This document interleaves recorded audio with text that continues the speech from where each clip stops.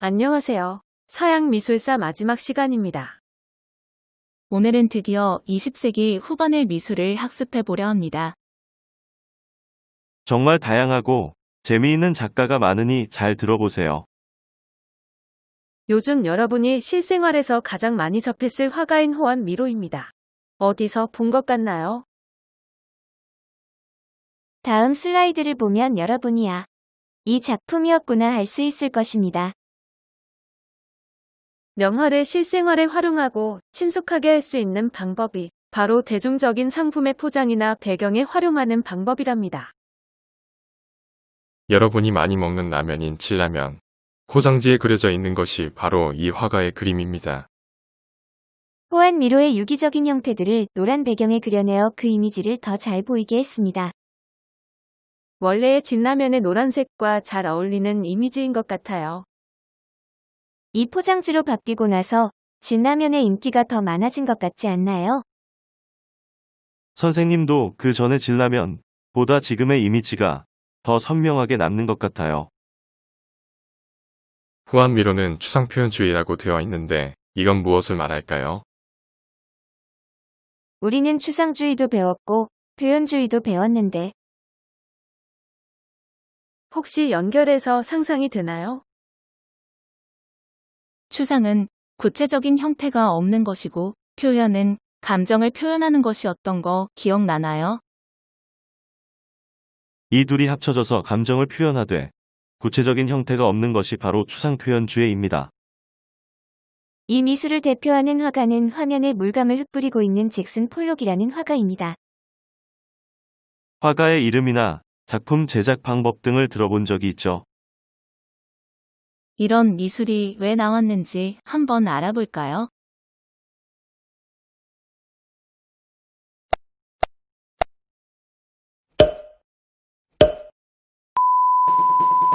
이 옷들과 신발은 한 가지 공통점을 가지고 있어. 페인트를 뿌린 듯이 물감이 마구마구 튀어있는 디자인. 이건 바로 잭슨 폴락에게 영감을 받고 만든 디자인이야. 잭슨 폴락은 미국을 대표하는 추상표현주의 화가이자 드리핑 기법을 처음으로 창시한 작가이지. 여기서 추상표현주의란 2차 세계대전 이후 전쟁의 참혹함과 슬픔을 표현하기 위해 무의식을 활용하여 자신들의 불안한 마음을 격정적으로 표현하는 기법이야. 기존의 미술이 실제 존재한 것을 형상화해서 그렸다면 추상표현주의는 어떠한 형상화도 존재하지 않아. 오로지 무의식과 우연히 결합한 작품들이지. 그렇다면 이어서 드리핑 기법은 무엇일까? 말 그대로 드리핑. 물감을 떨어뜨려서 그려내는 기법이야. 바로 이런 식으로 말이지. 자, 이제 슬슬 잭슨 폴락의 그림들이 감이 오지? 그런데 좀 이상할 거야. 되게 뭐랄까? 나도 그릴 수 있겠다 싶은 느낌적인 느낌이랄까? 세계에서 가장 비싼 그림 탑 10에서 폴 세잔에 이어 두 번째로 가장 높은 가격으로 팔린 이 작품은 잭슨 폴락의 넘버 5야. 우리나라 돈으로 대략 1,600억에 팔렸대. 도대체 잭슨 폴락의 이 그림은 왜 이렇게 비싼 걸까? 그림의 가치는 작가의 이름, 그리고 여러 가지 기법들과 재료 등 모든 것이 가격을 매길 때 참고되지만 뭐니 해도 이 그림이 갖고 있는 역사적 가치가 가장 중요해. 그렇게 보았을 때 잭슨 폴락은 많은 가치들을 포함하고 있지. 아까도 말했듯이 추상표현주의는 2차 세계대전 이후에 나타났어. 그 당시 미국은 전 세계에서 강대국으로 급부상했고 이민을 통해 만들어진 국가이기 때문에 역사가 없었지만 소련과 대치되는 자유로운 국가의 이미지를 갖고 있었지. 사실 역사가 없다는 건 미술의 역사도 없다는 것을 의미해. 유럽의 경우엔 르네상스부터 인상주의, 표현주의, 큐비즘까지 다양한 미술운동들이 있었지만 미국은 그런 게 없었지. 그때 미국을 대표할 만한 작품이 나왔어. 그게 바로 잭슨 폴락의 그림들이야. 잭슨 폴락의 그림은 드리핑 기법을 사용해서 자유로운 화가 자신을 표현했어. 어느 하나의 형상에서 벗어나 오로지 무의식과 우연에 의해 자유롭게 붓을 휘둘렀지. 미국은 그의 그림이 자유를 대표하는 미국과 매우 딱 맞았다고 생각했어.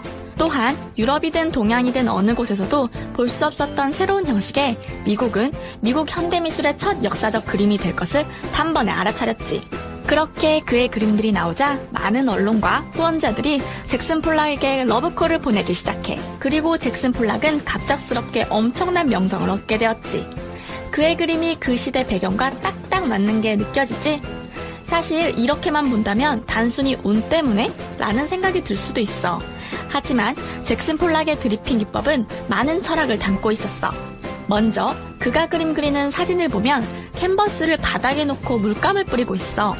이전에 모든 화가들이 이젤 위에 그림을 그렸다면 드리핑 기법은 더 이상 그림을 이젤에 그릴 필요 없다는 기존 상식을 파괴한 기법이었지. 또한 기존의 회화는 피카소나 칸딘스키처럼 아무리 왜곡되고 변형시켜 그렸다 할지라도 결국엔 현실의 재현과 모방이었어.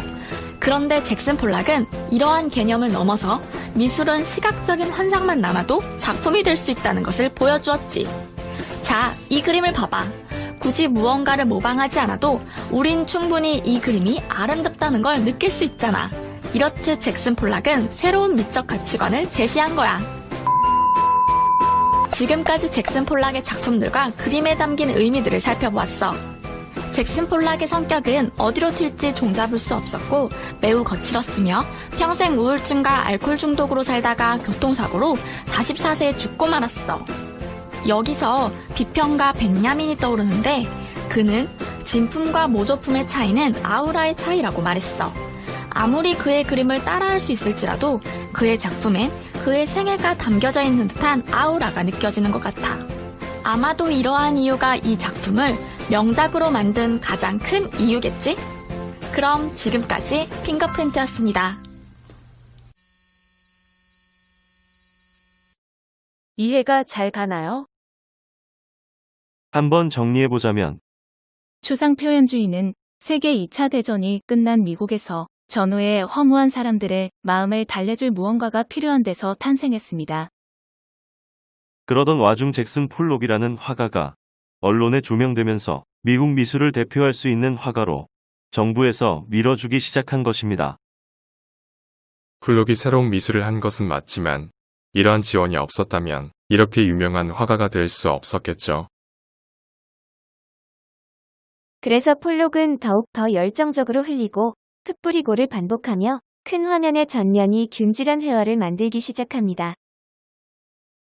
폴록은 일반 물감을 사용하지 않고 저렴한 공업용 페인트를 사용했습니다. 폴록의 작품을 확대해 보면 이러한 형상이 나타납니다. 무엇을 그린지 알 수 없지만 저런 액션 페인팅의 반복적인 행위를 통해 전쟁이 끝난 후 마음의 허무함을 표현하고자 했습니다. 왼쪽이 폴록의 초기작입니다. 초기에는 형상이 있는 듯이 보이다가 점차 형상이 없는 폴록만의 그림체로 변하게 됩니다. 실제 폴록의 그림이 미술관 벽에 걸려있는 모습입니다. 폴록의 그림은 이렇게 거대한 크기를 가지고 있습니다. 그래서 보는 사람들도 감상하면서 마음의 안정을 얻게 되지요. 언젠가는 여러분들도 저렇게 미술관에 가서 직접 작품을 보고 느껴보았으면 좋겠네요. 다음은 윌렘 드 쿠닝의 여인이라는 작품입니다. 이 작품도 가장 비싸게 팔린 그림 10손가락 안에 들어갈 정도의 가격인 1,600억 원 정도에 팔렸다고 합니다. 어마어마하지요? 드쿠닝도 추상표현주의 작가입니다. 폴록과는 달리 형태가 조금 보여 구상성이 드러나지만 표현적인 붓질에서 감정이 드러나는 것을 알 수 있습니다. 추상표현주의의 또 다른 작가 제스퍼 존스입니다.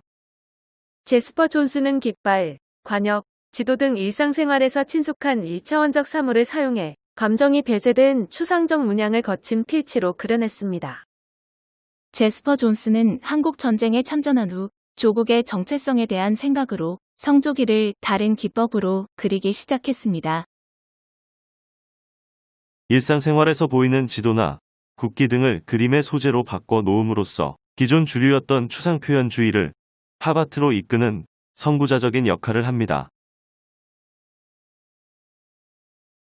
이 그림들도 제스퍼 존스의 작품입니다. 화가의 이름이 다르게 적혀 있으니 유의하세요.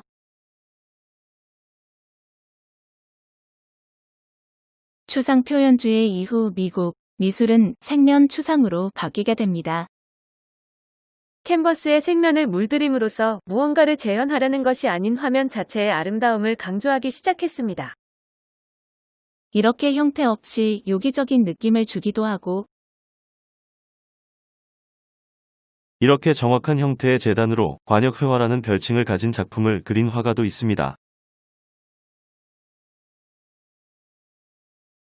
평평한 색면에 스트라이프가 있는 이러한 작품도 색면 추상이라고 할 수 있습니다.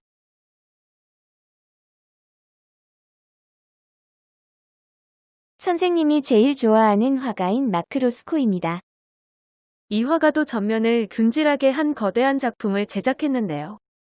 벽면 한가득 이렇게 색채가 가득한 그림을 보면 명상에 잠기는 느낌이 들고 숭고한 느낌마저 듭니다. 실제로 이 화가는 색채에 울림을 주기 위해 명상적 태도로 그림을 제작했습니다. 눈물이 날 정도로 뭉클한 느낌이 나더라고요. 미술관에 가서 꼭 직접 감상해보면 좋을 것 같아요. 다음은 팝아트입니다. 이미 이 화면만 봐도 팝아트가 어떤 그림들인지 알 수 있을 것 같지 않아요? 자, 그럼 본격적으로 알아보기 전에 영상 한번 감상하고 갑시다. 팝아트의 제왕 앤디 워홀 다들 알지? 작품 캠벨스프 깡통부터 코카콜라와 마릴린 먼로 작품까지 그의 작품을 모르는 사람들은 없을 거야. 앤디 워홀은 팝아트의 대부답게 작품 가격도 어마어마한데 100억 이상의 거래는 물론 1000억 이상의 거래는 작품도 2점이나 있었다고 해. 단순히 같은 그림을 복사한 것 같은 그의 그림들은 도대체 왜 이렇게 비싼 걸까? 팝아트는 popular에서 유래한 말로 대중적인 미술을 뜻해. 또한 대중매체인 텔레비전이나 매스미디어 등의 일상적인 것을 소재로 사용하는 것이 특징이지.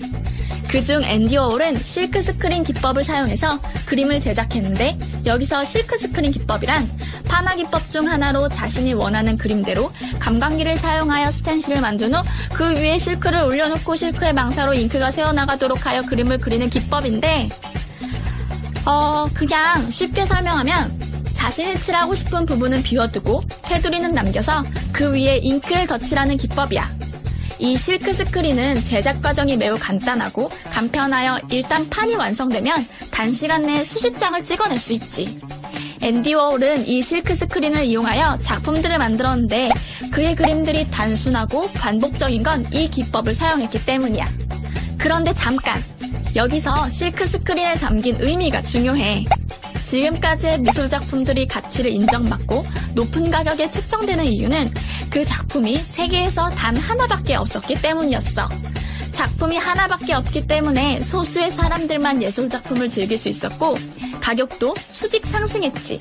그런데 실크 스크린 기법은 수백 장의 전단지를 만들 때 사용하는 기법으로 예술 작품을 만드는 기법에는 전혀 맞지 않아. 앤디 워홀은 예술은 평범한 대중들이 즐겨야 한다고 생각했어. 기존의 미술은 소수를 위한 것이었다면 앤디 워홀은 그런 고급 예술을 대중예술로 끌어들이고 싶었지. 그래서 그는 실크 스크린 기법을 사용한 거야. 보다 많은 사람들이 즐길 수 있게 작품들을 일반 소모품처럼 대량 생산했지. 바로 앤디 워홀의 팩토리에서. 앤디 워홀은 개인 작업실을 팩토리라고 이름을 짓고 작품들을 마구마구 찍어내기 시작해. 그가 일상적인 소재를 사용한 이유도 마찬가지이지. 그렇게 그는 대중예술과 순수예술의 경계선을 허물었어. 그의 새로운 생각에 당연히 대중들은 환영할 수밖에. 그렇다면 이제 앤디 워홀의 작품들을 살펴볼까? 작품 캠벨스프 캔이야. 이 캔은 마트에서 흔히 볼 수 있는 깡통 캔이지. 앞서 설명했듯 대중예술로서 모두가 알만한 캠벨스프가 그의 소재로 딱이었던 거야. 그는 마치 마트 진열대에서 파는 것처럼 그의 작품들을 전시했어. 그리고 그의 작품을 본 미술계는 엄청난 충격에 빠졌지. 고귀한 예술작품을 마트 진열대처럼 전시해놓다니. 다음 작품 마릴린 먼로도 봐볼까? 앤디 워홀의 작품들을 살펴보면 유명인사를 이용한 작품들이 많은데 앤디 워홀은 유명인사들이 대중들의 소모품처럼 사용되고 있다고 생각했기 때문이었어. 본 모습보단 겉으로 만들어진 이미지를 사고 파는 유명인사들이 그의 작품 소재로 안성맞춤이었던 셈이지. 특히 앤디 워홀은 죽음에 대한 집착이 컸다고 해. 마를린 먼로가 죽었다는 소식을 들은 앤디 워홀은 바로 그녀를 작품으로 만들기로 결심했지. 이 작품은 1953년에 개봉한 영화 나이아가라 사진 포스터에 있는 얼굴 부분만 실크 스크린으로 찍어낸 작품이야. 지금까지 앤디 워홀에 대해 알아보았어. 사실 앤디 워홀은 엄청나게 돈을 밝히는 사람이었대. 이게 무슨 소리냐고? 그는 언제나 자신은 꼭 유명해질 거라며 말하고 다녔대. 그 당시 예술가가 돈 이야기를 입 밖으로 꺼내는 건 금기시되는 일이었어. 뭐랄까, 예술가는 돈을 밝히면 안 된다는 그런 분위기랄까? 그런데 앤디 워홀은 당당하게 그의 작품의 가치를 요구했지. 한마디로 예술계의 열정페이에 반기를 든 사람이야. 이렇게 생전 처음 보는 예술가인 앤디 워홀. 알면 알수록 참 재미있는 예술가인 것 같아. 그럼 지금까지 핑거프린트였습니다. 팝아트에 대해서 쌤이 하고 싶은 설명을 너무 잘해 놓은 영상이라 가져와 봤어요. 워홀로 대표되는 팝아트에 대해 이해가 좀 됐을까요? 워홀은 스스로 유명인사가 되길 원했습니다. 작품의 가격도 고가로 팔기를 원했고요. 워홀의 예전 전시 포스터를 보면 대표 작품들이 나와 있는데 이것으로 워홀의 특징을 잘 설명할 수 있습니다. 오른쪽의 사진처럼 워홀은 슈퍼에서 누구나 구할 수 있는 일상의 생필품을 주제로 사용했습니다. 이 캠벨 스푼은 아직도 슈퍼에서 살 수 있는 제품입니다. 먹어본 사람도 있을 것이라 생각해요. 일부러 워홀이 그린 이 제품들은 모델의 디자인을 변경하지 않았다고 합니다. 브릴로 박스와 코카콜라도 마찬가지입니다. 브릴로 박스가 무엇인지 잘 모르는 친구들이 있죠? 브릴로 박스는 미국에서 대중적으로 유명했던 세제라고 합니다. 이 작품은 나무 박스로 실제와 똑같이 제작되었고 이를 전시하기 위해 항공기로 운반하던 중 웃지 못할 해프닝이 일어났다고 합니다. 브릴로 박스가 실제와 너무 똑같아서 공항세관 직원이 이를 불법 밀수로 생각해서 세금을 매기고 통관을 시켜줬다는 것이죠. 워홀은 대체 왜 그랬을까요? 워홀은 일상생활용품 이외에도 유명인사의 이미지들을 사용했습니다. 마릴린 먼로와 마이클 잭슨, 미키마우스 등을 사용하여 작품을 제작했습니다. 워홀은 스스로가 모델이 되기도 했고 팩토리라는 작업실을 만들어서 조수들을 시켜 작품을 찍어냈습니다. 이것으로 전통적인 작품을 제작하는 작가의 역할과 작품의 원본성에 대한 금기를 깨버렸습니다. 워홀은 대중들이 사용하는 일상품들과 유명인사와 대중이미지들을 주제로 삼았습니다. 그리고 이것을 실크 스크린이라는 판화 기법을 통해 대량으로 복제하여 대중들이 쉽게 다가갈 수 있도록 공급하고자 했습니다. 워홀은 일상과 미술의 경계를 허물고 대중미술의 개념을 제시했다는 것에서 현대미술에서 가장 큰 의의가 있습니다. 팝아트의 또 다른 작가인 로이 리히텐슈타인입니다. 이 이미지들도 많이 봤죠? 오른쪽은 행복한 눈물이라는 작품입니다. 우리나라 대표적인 기업인 삼성가의 비자금 조성을 위한 작품으로 창고 속에 보관되어 있다가 적발되어 세상을 본 작품이라 우리에겐 꽤나 친숙한 작품입니다. 같은 팝아트로 분류되는데 워홀의 작품과 느낌이 완전 다르지요? 이렇게 만화의 이미지들을 차용하여 당시에 있었던 일들을 그려내기도 했습니다. 이 리히텐슈타인의 작품들과 여러분이 많이 먹어본 이 슈퍼레몬의 이미지가 비슷하지 않나요? 왜 비슷하다는 느낌이 들까요? 맞습니다. 만화의 이미지들을 차용했기 때문이에요. 그럼 다음 작품들을 보며 만화의 이미지와 리히텐슈타인의 특징에 대해 찾아볼까요? 만화의 이미지는 어디서 나타날까요? 맞습니다. 첫 번째로 만화에서만 볼 수 있는 말풍선입니다. 두 번째, 검정색의 굵은 윤곽선입니다. 우리가 지금까지 봐왔거나 그리는 그림에서는 윤곽선을 그리지 않습니다. 만화에서만 유일하게 나타나는 특성이지요. 세 번째, 원색의 강렬한 색입니다. 강렬한 원색을 사용하여 이미지들을 강렬하게 표현했습니다.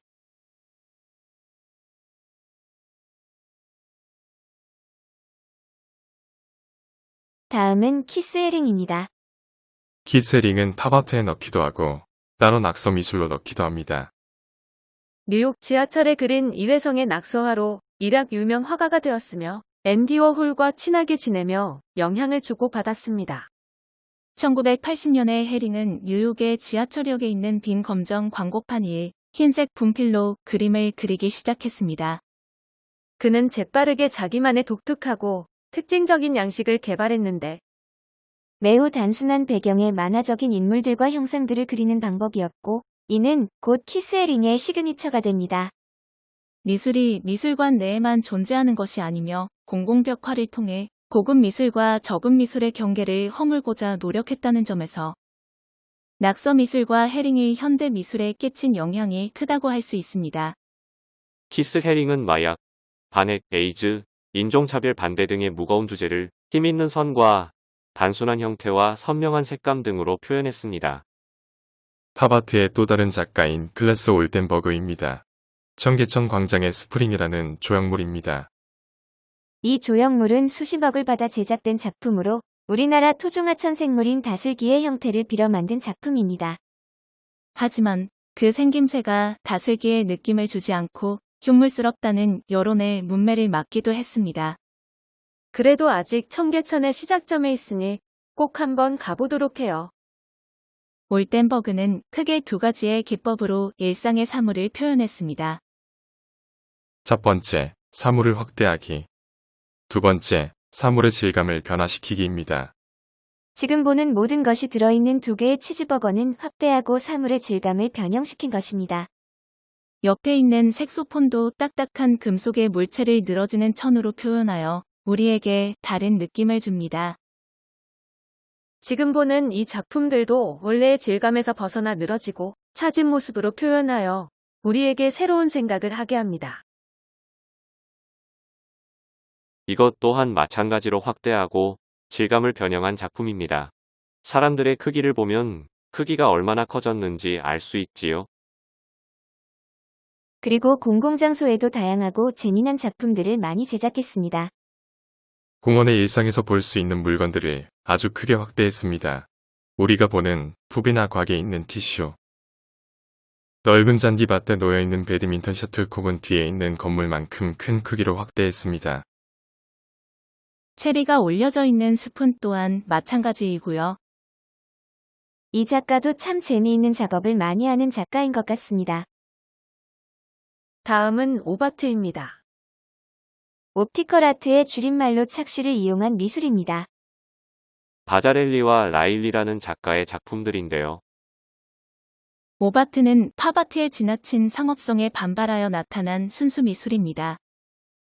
기하학적인 패턴과 색감의 장력을 이용하여 시각적 착시를 주는 작품입니다. 보다 보면 빨려 들어갈 것 같지 않나요? 또 하나의 시각적인 착각을 주는 극사실주의가 있습니다. 오른쪽 그림들을 그냥 보면 그림이라는 생각이 들지 않지요? 사진을 이용해서 실제와 똑같이 재현한 것입니다. 하이퍼 리얼리즘, 즉 리얼리즘 이상의 리얼리즘이라고도 하며 사실보다 더 사실같이 그린 그림을 말합니다. 극사실주의는 사진보다 더 사실적으로 그려내겠다는 작가의 의지가 보이는 작업들입니다. 극사실주의 작품을 제작하는 과정입니다. 마치 카메라 렌즈를 보는 사람처럼 느껴지지 않나요? 그러나 눈이를 칠하고 있는 붓을 보면 깜짝 놀랄 수밖에 없을 것입니다. 대표 작가는 척클로스라는 작가입니다. 왼쪽과 같은 극사실적인 작품을 했고 마치 비가 오는 유리창을 통해 본 것처럼 하나의 픽셀 작업하듯이 한 오른쪽 작품도 있습니다. 척클로스의 작업 과정 사진입니다. 초기에는 마크와 같은 극사실적인 그림을 그리다가 척추 마비로 예전만큼 극사실적인 작품을 하지 못하는 상황이 오자 손에 붓을 묶어 그림을 그리기도 했습니다. 척추 마비로 예전만큼 극사실적인 작품을 하지 못하는 상황이 오자 손에 붓을 묶어 그림을 그리기도 했습니다. 이 작품들도 사이즈가 아주 커서 가까이서 보면 사람의 얼굴이 아닌 추상화로 보이며 우리에게 낯선 느낌을 주기도 합니다. 극사실주에도 팝아트와 마찬가지로 주제가 일상적인 물건과 사람들입니다. 특별한 물건이나 연예인보다는 우리 주변에 있는 사람들과 풍경들을 마치 사진보다 더 사실같이 그려냅니다. 극사실주의 조각도 있습니다. 만약에 목이 보였다면 사진을 찍은 작품인 줄 알았을 것 같아요. 또 헨슨의 작품들은 실사와 같은 크기에 우리 주변에서 볼 수 있는 사람들의 모습을 재현했습니다. 여러 가지 실제 소품들을 사용하여 제작한 재미있는 작품들도 있습니다.